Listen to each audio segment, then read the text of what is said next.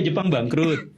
Jepang bangkrut karena kalau Indonesia pintar. Iya. Apa hubungannya? Iya, jadi kan teori konspirasi ya. Ini teori konspirasi. Kalau misalkan Indonesia pinter-pinter, maka Indonesia nggak harus membutuhkan Toyota, Honda, Yamaha, Suzuki dan sebagainya dari sana. Kita bisa bikin sendiri.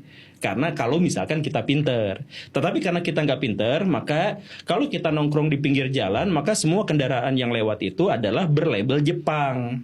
Ya walaupun nanti ada regulasi baru sekian persen spare partnya dari Indonesia dan sebagainya, tapi intinya itu adalah Jepang kan. Nah karena apa? Karena kita tidak bisa membuat itu atau menciptakan lisensi itu. Nah kenapa? Agar kita tetap tidak bisa membuat, maka sumber daya manusia itu harus dibuat rendah. Gimana caranya? Dengan bikin lembaga-lembaga pendidikan yang akan merusak bangsa. Teori konspirasinya gitu. Makanya beberapa peraturan-peraturan atau kebiasaan-kebiasaan pendidikan kita itu nampaknya merusak otak secara sistematik daripada menghasilkan. Jadi contohnya gini nih, yang merusak otak itu gini. Pak Benix punya otak, saya juga punya otak. Nah, bagaimana cara otak bekerja itu? Otak hanya akan menyimpan sesuatu yang menurut dirinya penting. Oke. Menyimpan informasi hanya yang penting saja. Yang menurut dia tidak penting itu akan diabaikan. Lupa. Dan itu akan tergantung pada bakat yang juga sudah disadari oleh Pak Benix, disadari oleh saya. Jadi misalkan orang-orang yang sejak awal bakatnya memang musik, jadi dia akan mudah lebih hafal pada musik, dia lebih bisa menciptakan, dia lebih peka terhadap musik yang enak dan gak enak dan sebagainya. Nah, jadi kalau misalkan ada pelajaran yang berhubungan dengan musik, itu pasti akan menerap lama dalam otaknya. Gitu kan?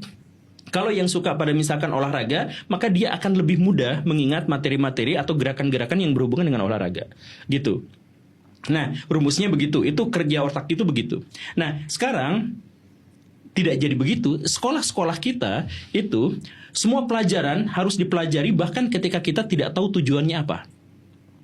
Tadi yang gue bilang itu yang komplain itu ya. Iya. Belajar fisika, kimia, bahasa Inggris, bahasa daerah, bahasa ini. Kan kita nggak ngerti juga siapa istrinya Kapten Patimura gitu. Buat apa? Ya, buat apa? Buat apa, bro? Dan kita tanya misalkan nanti kepada Pak Prabowo, tahu nggak itu? Nggak tahu. Nggak taunya pun jadi presiden. Artinya apa? Materi-materi itu tidak relevan buat kehidupan karena ada tahu dan tidak tahunya kita nggak ngaruh buat kehidupan. Betul. Kan tadi nggak tahu kan? Jadi investor, punya perusahaan, itu jadi presiden, itu jadi artis. Padahal mereka nggak tahu. Padahal gue gak tahu tanggal lahirnya Soekarno. Nah iya. Nah misalkan begitu ya. Nah artinya apa? Artinya pelajaran-pelajaran itu tidak relevan dan kita tidak sejak awal tuh gak ngerti pelajaran-pelajaran itu, tapi dijejalkan. Akhirnya mekanisme dalam otak kita adalah kita lupakan karena gak penting menurut kita.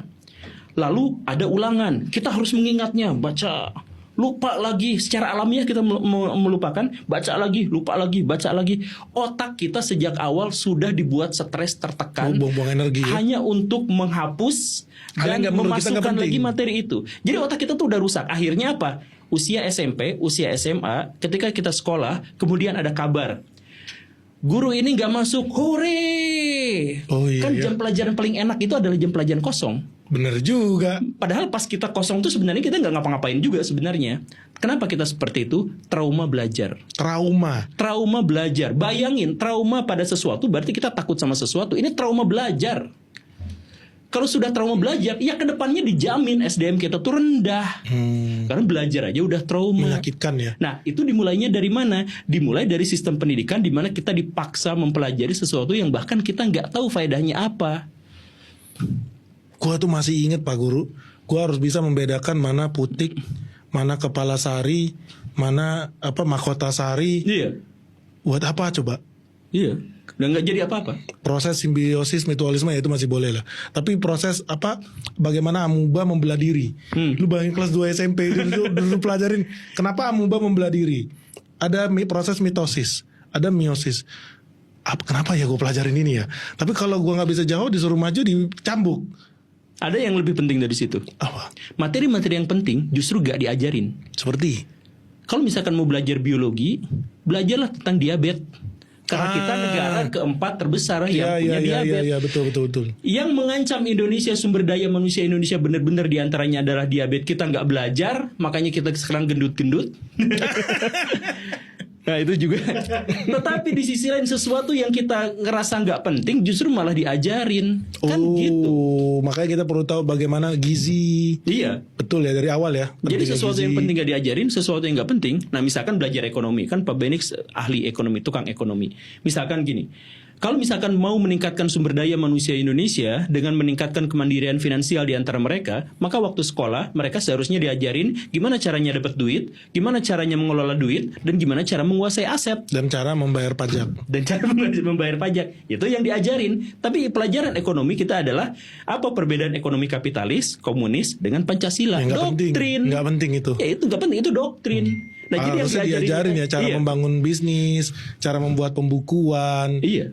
Menurut gue tuh penting banget sih dari awalnya bagaimana cara financial management. Nah waktu sekolah kita nggak bahas itu. Kita nggak diajarin. Yang diajarinnya adalah ekonomi, tapi ekonominya tuh yang nun jauh di sana gitu. Ya mungkin sekarang udah nggak relevan lagi. Iya itu, masa kita bahas ekonomi kapitalis sama komunis gitu? Emang zaman perang dingin apa? Ya udah selesai ya itu ya. Iya.